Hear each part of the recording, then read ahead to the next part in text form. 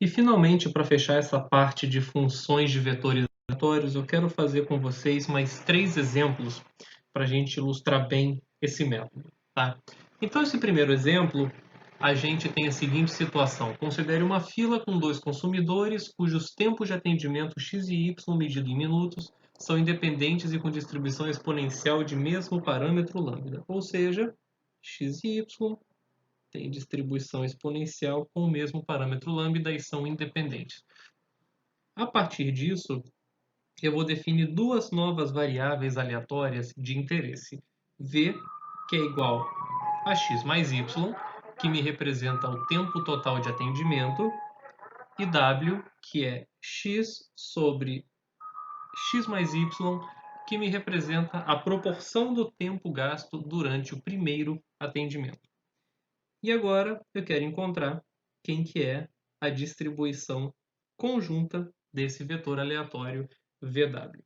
Bom, a gente sabe que a função densidade e probabilidade conjunta de x e y, por conta da independência, é dada por lambda ao quadrado e elevado a menos lambda x mais y para x e y positivos e zero caso contrário. Ok? Vamos estudar então a nossa transformação.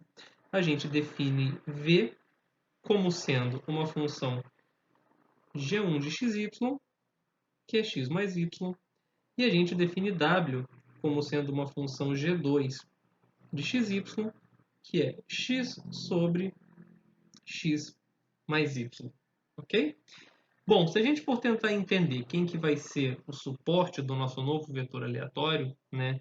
Bom, o nosso suporte aqui da densidade conjunta de x e y é isso, né? Tanto x quanto y tem que ser positivos. Bom, pensando dessa forma, v, né, que é a soma de duas quantidades positivas, também tem que ser uma quantidade positiva, que é razoável com a interpretação de tempo total de atendimento. E W, que representa uma proporção para a gente, né, parece fazer sentido estar no intervalo 0, 1. E, de fato, você tem um número dividido pela soma dele mesmo com outro. Tá? Essa quantidade aqui está sempre entre 0 e 1. Então, faz sentido esse domínio, tanto pela interpretação de W, quanto pela fórmula que a define. Ok? Agora, eu quero usar esse exemplo para ilustrar algo novo para vocês. Tá? A gente já encontrou quem que é o suporte do nosso novo vetor aleatório. A gente, quando examina como que aparece x e y no nosso vetor aleatório original, aparece como x mais y, que eu sei logo de cara que é igual a v. Então eu posso simplesmente substituir v aqui em cima. Eu já sei quem que é o novo suporte. E a única coisa que me falta agora é calcular o jacobiano. E aí a gente pode se perguntar, puxa, será que eu preciso inverter essa função g para calcular quem é o jacobiano? E a resposta é não. Tá? Você tem como encontrar o jacobiano dessa transformação direto sem inverter essa função g. E eu vou mostrar isso aqui para vocês. Primeiro, né, vamos inverter e ver que para eu poder confirmar para vocês que dá certo. Então, x vai ser uma função h1 de v e w, que eu não sei quem é, e y vai ser uma função h2 de v e w, que eu também não sei quem é. Bom, se a gente for fazer esse procedimento de inversão aqui, tá? A gente vai ver que não é tão difícil assim. Tá? Primeiro de tudo, vamos notar o seguinte. W está definido como x sobre x mais y.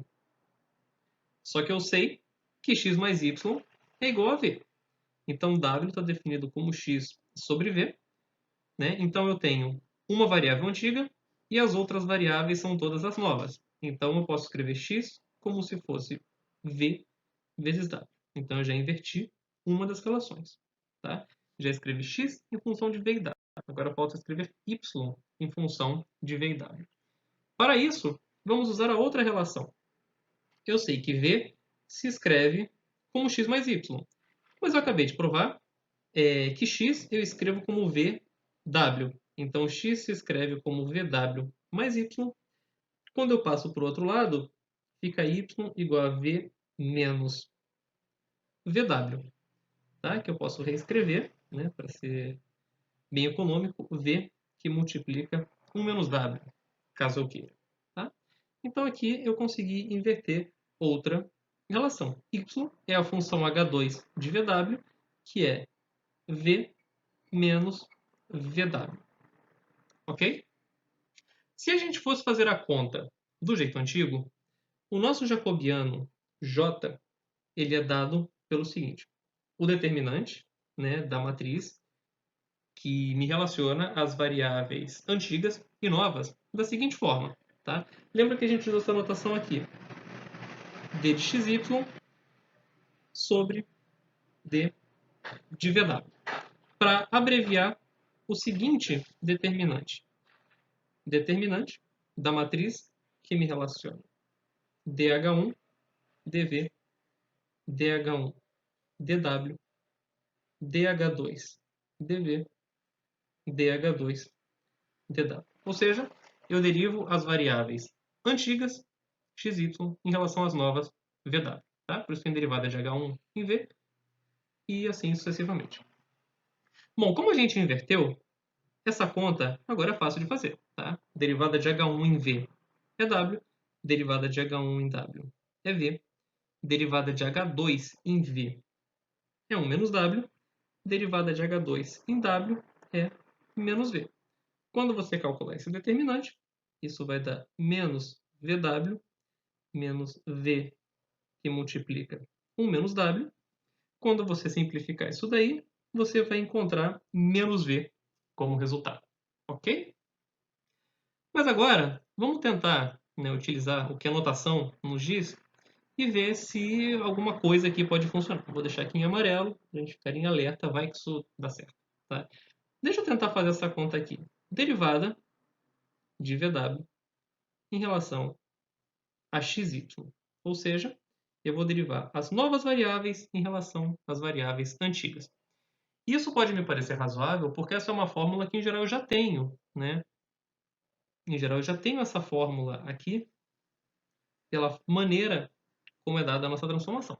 Quando a gente tem novas variáveis em função de antigas, o que a gente tem já é logo isso daqui. Ou seja, a gente consegue, a princípio, calcular diretamente quem que é essa derivada. Ou seja, vai ser o determinante da matriz que contém derivada de g1 em relação a x, derivada de g1 em relação a y, derivada de g2 em relação a x, derivada de g2 em relação a y, que vai me dar o determinante da seguinte matriz.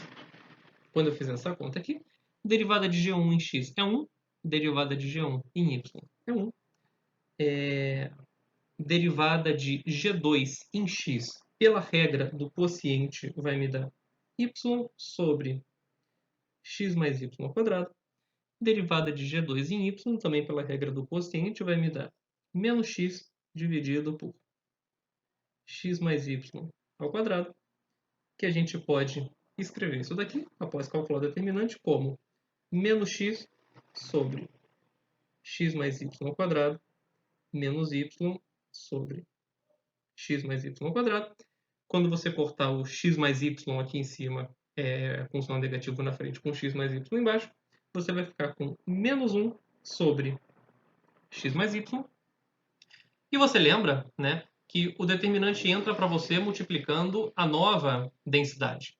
Então, se você quiser usar isso daqui na sua conta, você não pode ter x e y, você só pode ter v e w. Então, o que você faz? Você vê que, puxa, x mais y é exatamente igual a v. Né? Então, isso aqui vai ficar quem? Menos 1 sobre v. E olha só que sorte, né? O que eu encontrei antes era exatamente menos v. E agora eu encontrei menos 1 sobre v. Isso não acontece por mera coincidência. Existe um teorema em análise que diz pra gente que vale essa relação aqui, tá? Que a notação nos ajuda a lembrar. dxy sobre dvw é igual a 1 sobre dvw sobre dxy, que é a relação que a gente acabou de usar aqui.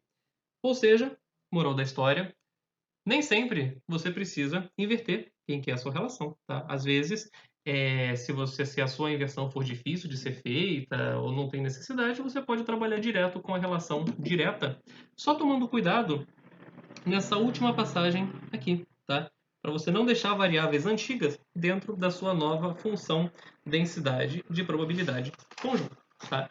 E aí isso te elimina a necessidade de fazer esse procedimento aqui que a gente fez em roxo, tá?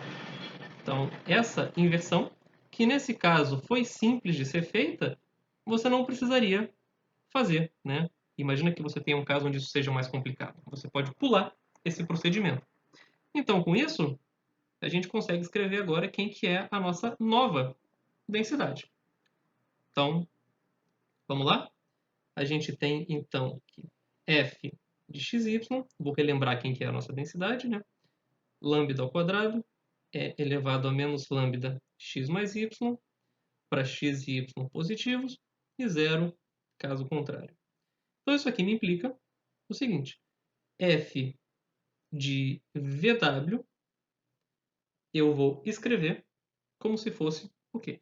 Onde tem x mais y, vou trocar pelo seu novo correspondente. Então, isso vai ficar lambda ao quadrado é elevado a menos lambda e x mais y eu chamei de v.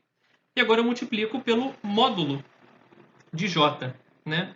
Módulo de j é igual a v, tá? Se você olhar para a conta com a inversão. Se você olhar para a conta sem a inversão, módulo de j vai ser v também, né? Você vai fazer 1 sobre essa quantidade que está aqui. Então, bom, tudo parece dar certo. Aqui vai ficar v. E você lembra que isso vale para v positivo e w pertencente ao intervalo 0,1 e 0 caso contrário. Ou seja, a gente conclui o seguinte, tá? Essa fórmula aqui, como a gente viu em exemplo anterior, é exatamente a densidade de uma distribuição gama de parâmetros 2 e lambda, tá? E W tem distribuição uniforme no intervalo 0,1 e, além disso, essas duas variáveis são independentes, tá? Qual que é o objetivo de ilustrar com esse exemplo? Não quer dizer que porque a sua expressão para as novas variáveis aleatórias envolverem combinações das duas antigas, significa que as novas vão ser dependentes necessariamente. Tá? Você pode fazer certas transformações que removem independência de variáveis de interesse.